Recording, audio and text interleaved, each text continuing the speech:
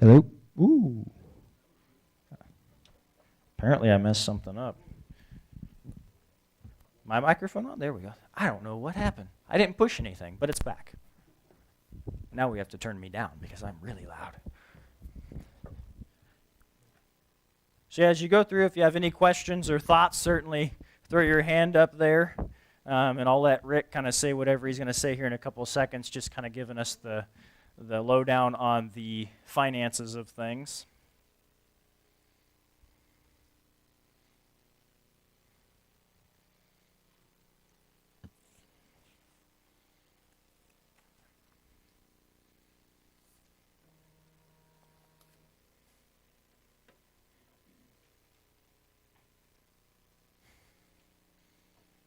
Well, we do have a Larry vest. I know that. But I don't think one puts us over the top. There's somebody else walking in.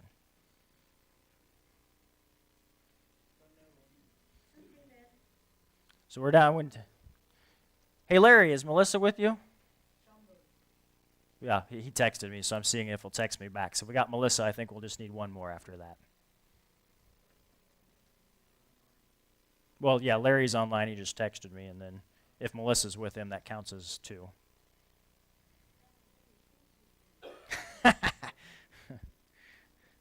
Well, are they both members?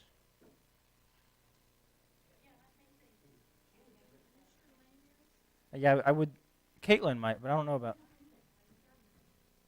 Well, do we have enough actually for now?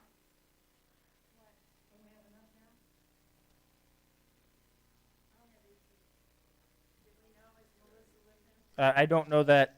He says yes. So we need one more.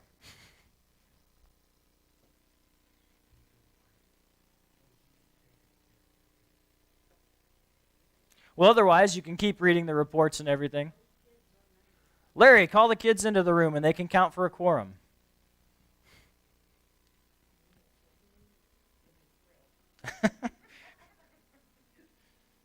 Melissa and Caitlin are listening, so we do have a quorum. Thank you, Larry.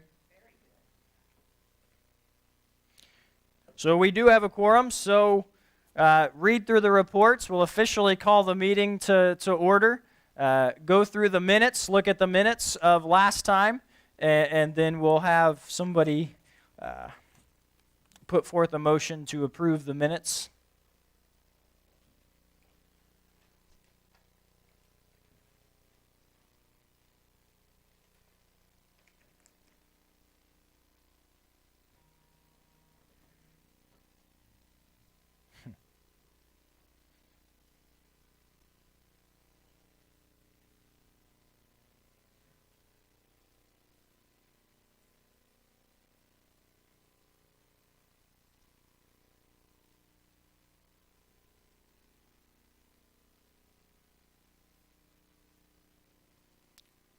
Does anybody have a motion to approve the minutes? We had Del, Joe, and Steve. They can duke it out for who got first. Okay, the motion is to approve the minutes. All four, aye. Nay. Motion passes. Okay, now continue to go through the board notes there, or the reports, the pastor's reports and the reports from the boards.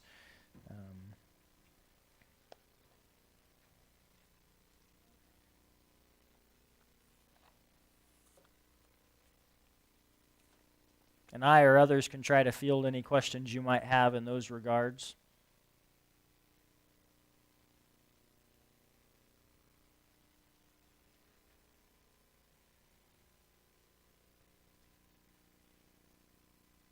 Happy anniversary, Larry and Melissa, by the way.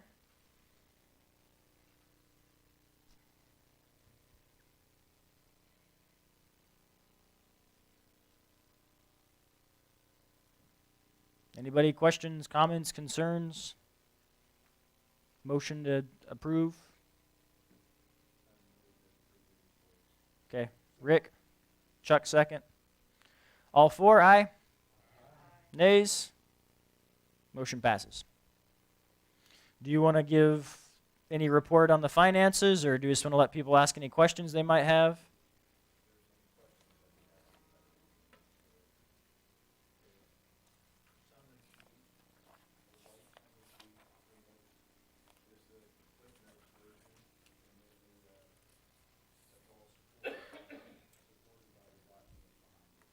So the first sheet after the board meeting notes is really the important stuff, and then you can find the specifics in all the pages after that.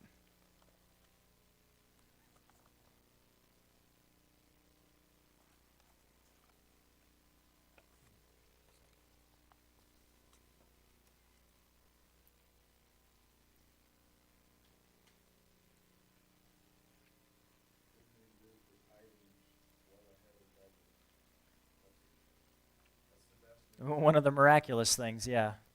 So thank you all for your continued faithfulness.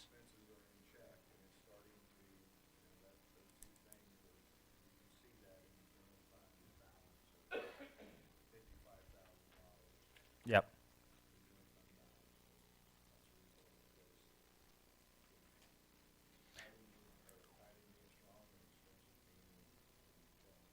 So does that translate into we have about 55,000 to celebrate our 150th anniversary?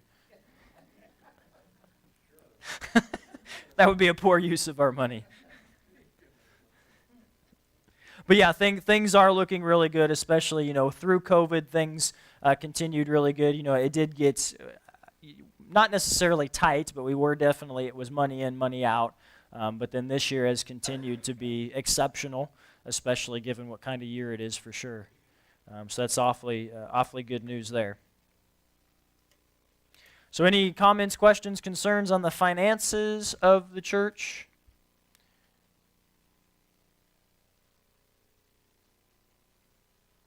Is that something we normally vote on, or was that included in the... Okay. Anybody want to make the motion? Dave, to approve the finances. Anybody second? Deljo second. All for? Any opposed? Motion passes. So I'd say as far as new or old business, you can correct me if I'm wrong. I don't know that we have a whole lot.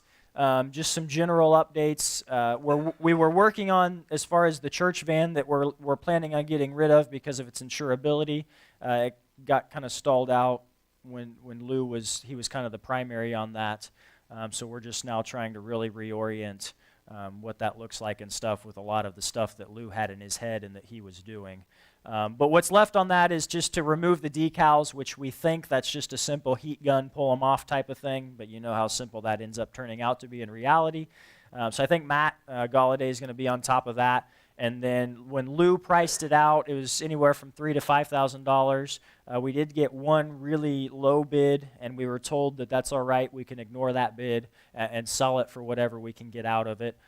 So we'll then progress forward. The trustees will progress forward to selling the van at whatever they can get out of it. Still keeping the second van. It's still very functional, still good there. And then I think the funds from selling of the van will go into the van reserve, which is set aside for primarily replacing a van, or like we had to buy the tires and everything for that. So it will all stay within the van usage in that regard. So that's kind of one of the ones that's been on the radar. I know another one, we had the discussion about replacing the stove downstairs. The ladies have a stove ordered. It's coming in sometime within the next 5 years. That's only a slight joke. It gets here when it gets here, and then we'll replace the stove downstairs, as well as there's some discussion on replacing the ice machine down there as well, and possibly, if we can functionally make it happen, move it to the other side of the wall. That storage area is unlocked now, and so maybe reorganize that. The trustees just kind of discussed that a little bit. Reorganize that so the ice machine and the noise that comes from it might be inside that other room, but we have to look at the functionality of that before we make that decision. But the possibility of just getting a new ice machine, a good ice machine that's going to not give us the troubles that we've had, because it works all year round until the times that you need it to work, and then it suddenly stops. I don't know what Marla does to it, but apparently she's sabotaging it. So that's the other thing there on the trustees that I can think of. Did you have any other things, Mike? Yeah, so we wanted everybody to know we had to, earlier this year, remove a couple of trees that had fallen down on the church property. And if you drive past them right now, you'll notice almost all of the trees are about half dead, and they're kind of really on their way out. So we had the discussion of, do we want to try and save what we can save and get rid of what we know is really bad? Do we want to go in and kind of chop out the dead stuff of some good trees and kind of looking at it and thinking about it? If they're already on their way out or they look pretty ugly anyway, and if you cut out most of them and leave one here, one there, and one down there, it doesn't really do a whole lot. So the trustees are looking at the end of October going in and just getting rid of all of them. Probably just stacking the wood up, cutting the wood up that we can, maybe stacking it there in the driveway with a sign saying free wood, and then after the winter season is over, deal with whatever is left over at that point. So that's on the radar. We've also got a limb that needs to be removed behind the church, which Mike Bergman might also have a lift for that. I just found that out tonight. So removing a limb that hopefully will not fall on top of our building in the takedown or before, just so that our roof stays in good condition on the west side of the building. Was there anything other than that, Mike? Possibly looking at replacing Marla's computer, but if we can find depending on the market right now and everything, it might fall within the boundaries, the financial boundaries, that it doesn't require a church vote. And if you're not aware, this church does not run without Marla, or it does not run very well. So we want her to have a good computer to do everything she does. Steve, you have anything from the deacons that pop out?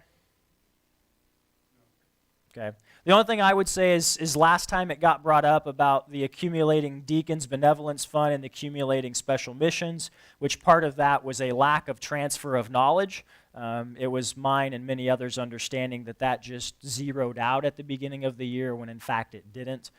So it was changing the way we thought about it, and then the pandemic hit, which you think people would be knocking on our doors. We've had nobody knocking on our doors. And then not only that, we haven't been able to bring in missionaries like we used to, where we could then put the missions funds out. So we've had to kind of reorganize. In the last meeting, we really I think we put together a good framework for each month, talking about tangible ways, at least the special missions, that we can start really getting it to where it needs to go. The Deacons Fund might be a little more challenging because that's one, if people's not coming to us, we need to either reorganize how that money is brought into the account, or we need to, and this might be a whole church thing, we have money to help people, so if you have somebody that needs help, let us know, and we'll probably have a way to help them, so that the money can go for what it was designed to do, to be serving the community. And again, we expected the pandemic to have people pouring in that regard, and even the Ministerial Alliance, we saw the opposite. It stayed about normal. A lot of people came out of the woodwork, and they were very helpful, which is good, but it also meant that organizations like ours, we weren't helping above and beyond normal because other people were getting their needs met. But that is one fund that we would certainly like to see it go to where it needs to go. So if you have anybody, you hear of anything that we can help out with, we have the ability to do it. We just don't always hear the stories for whatever reason. So continue to let us know those things, whether it's our people or somebody somebody in Lewisburg, that we can just love on them and be able to give them some extra aid and help. Light bills, house bills, anything. If they need their deck replaced, we could put together a team of people to help them. If it's an elderly person, whatever. We'll need a little bit of help in that moving forward, I think, just finding ways to be able to utilize those funds as they're supposed to be used. But as far as deacons, I think that's about the only thing that really stands out right now. CE has just been discussing reopening the nursery, so hiring for that position. They're finishing the process of nailing down the finances of what we would pay for what type of worker and stuff like that. And the question's been asked throughout this process, do we have a need for it? And it's kind of that double-edged sword. If somebody comes in and they need it, but we don't have it, but then if nobody comes in that doesn't need it, do we need it type of thing? But there has been discussion. There have been a handful of people, myself being one of them, who has a daughter that probably won't stay in there more than 30 seconds anyway, but a need for being able to have it open and possible. So that discussion will continue to roll out. And when they are ready to start hiring, certainly they'll let the congregation know. Because I know even Del Jo said she's got a niece that could possibly fill the role. You all have grandchildren or whatever children that might be willing to step in on a Sunday or whatever too to fill that position. So we'll continue to let y'all know when that finally gets to its process of rolling out. Any other boards or people that had thoughts or comments on stuff? Well, the next one, which again probably won't get resolution tonight, but something we obviously need to discuss is Lou was in the process of trying to find a vice moderator. He thought he was talking to Andy Sauber after they had finished working at the golf course, but they got really busy working. I think they both work at Walmart Distribution Center, and that has kept them more away than in, so he didn't really get that position filled. So we do need somebody that's going to be willing to step up. We have a couple of people in mind to ask, if possible, but right now we're just putting out if somebody wants to be able to fill the moderator position, which generally speaking, it's running the business meetings. They are technically the head of the finance committee, but in a lot of ways, Rick and Pro 31 take care of those by all the good work that they do, giving us the reports and helping us understand that. And then when it comes to nominating at the end of the year, the finance committee, by leadership of the moderator, makes those final cuts and decisions and tells the boards, yeah, you should ask this person while you ask this person for nominating for the boards for the next year. So that's generally speaking the job description of the moderator. And we've had some discussion about the finance committee that we'll continue to have as well, so it might not be quite as burdensome as a monthly obligation because we have a little bit of flexibility on meeting with the finance committee, I think, constitutionally. So yeah, Lou left big shoes to fill, and that's not putting it lightly. He had his hands in about everything, and he knew about everything there might be to know, and we're going to be finding things for years that, we think, well, Lou would have that answer. So certainly he's definitely missed, but we do need to get that position filled. So if you have a suggestion for somebody, even if you're suggesting yourself, we'll certainly take those suggestions, but otherwise we're going to keep moving forward and try and get that position filled. Other comments, thoughts, concerns, discussion matters, anything that's bothering you, not bothering you, good, bad, otherwise? I don't know how else I could say it. Other than before Deljo makes the motion to adjourn, because she's always the one that makes that motion. I think that's why she shows up, because she wants to make that motion to adjourn. Before we get there, I'll remind us that next year is a huge year for us because it is our 150th anniversary. And like I said this morning, I want to make it a big deal. It is a big deal.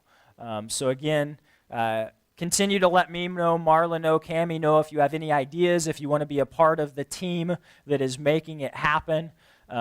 Probably, if I'm thinking forward, maybe before Thanksgiving we have our first brainstorming session sometime, maybe a Sunday or a Saturday or sometime in an evening during the week where we get as many people who can get in here and say what possible things can we do, thinking even outside of the box, the crazy things, and then, we'll get the group together, we'll form a smaller committee that will then be in charge of saying, what's possible, what do we want to do, and look forward to the entirety of the year 2022 where we just remember and celebrate 150 years here in Lewisburg.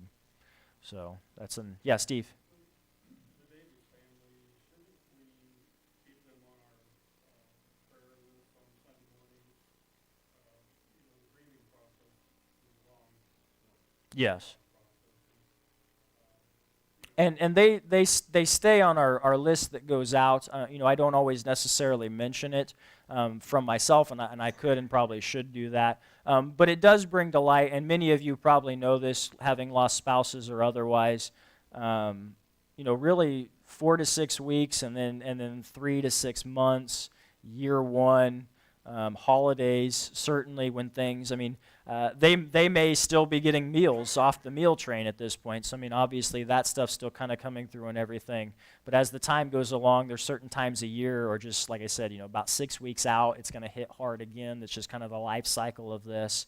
But yeah, definitely, anytime it pops into your mind, send them a text, call, thinking of you, praying for you. Is there anything I can do? Just continuing to surround them with love for sure.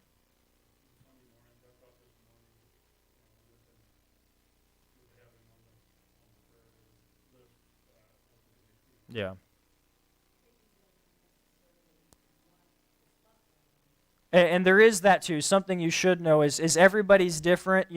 Ellie might react different than her mom will, and certainly the kids will as well. And I do know Vicky appreciates it, but also she does need some time. So she certainly appreciates it. I'm not saying don't talk to her and don't encourage her and everything, but I also know she's one of those that it's gonna take some time and processing, and she does need some alone time too. But again, that's upon the individual and how they tend to process things.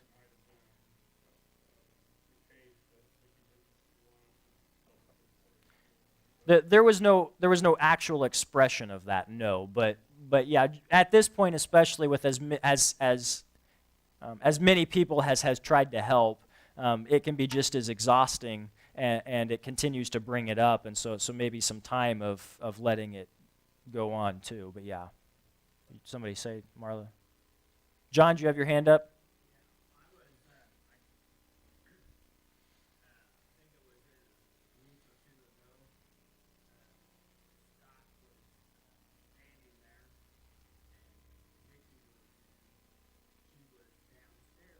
Mm-hmm. Yeah.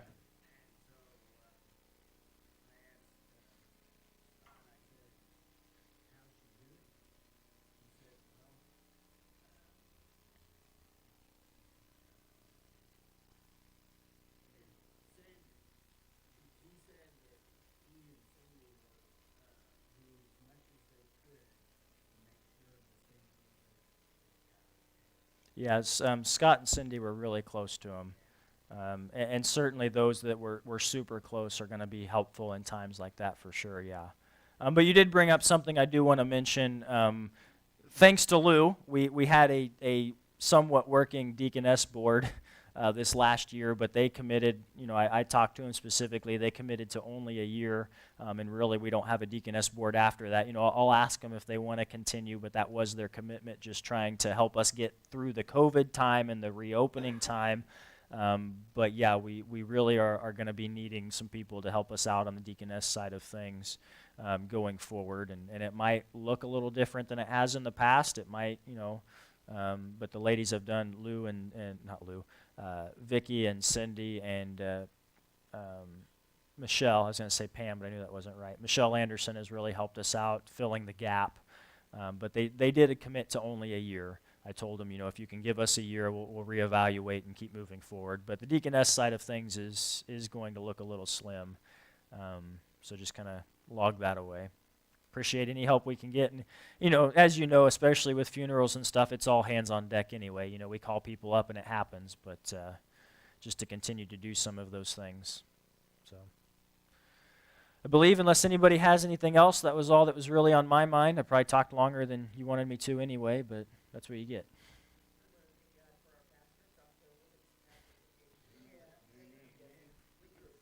Thank you. I appreciate that. You kind of beat me to the punch. I was going to say something this Sunday, but Cammie was gone. But I'll say it here, and I'll repeat it again on Sunday. I don't like Pastor Appreciation Month because I don't like being in the spotlight, despite the fact that I'm up there every week. But for Pastor Appreciation, I am going to express my appreciation. Marla, like I said, she does everything. Without Marla, we do not have next to anything that we have going on. Cammie is doing a wonderful job, especially recovering after COVID in the children's and the youth department. She continues to do a really good job there, so I definitely appreciate the work that Cammie does, and then the Jay that comes along with it on everything. Jay, who's stepped up in multiple areas and doing a lot of things, so Cammie and Jay I certainly appreciate. If you're watching, guys, thank you so much. My board leaders, I know they rotate in and out, but again, the vast work of the church gets done by the boards, and the people that are serving on them. So those that have served faithfully on the boards, but especially the leaders of those boards, I'm definitely appreciative for. And then obviously everybody, you heard Rick talk about the tithing this year has been probably beyond expectation, what we thought we were going to get. And so y'all are continuing to help us out there. So yeah, I appreciate everybody for everything you do, small, large, otherwise. So there's my pastor appreciation. So, and I'll repeat it again on Sunday for everybody to hear. But thank you, Mary. I appreciate that. If nothing else, I'm sure somebody's waiting to adjourn us. Should I have done that before you started talking? It's too late now. I'm done.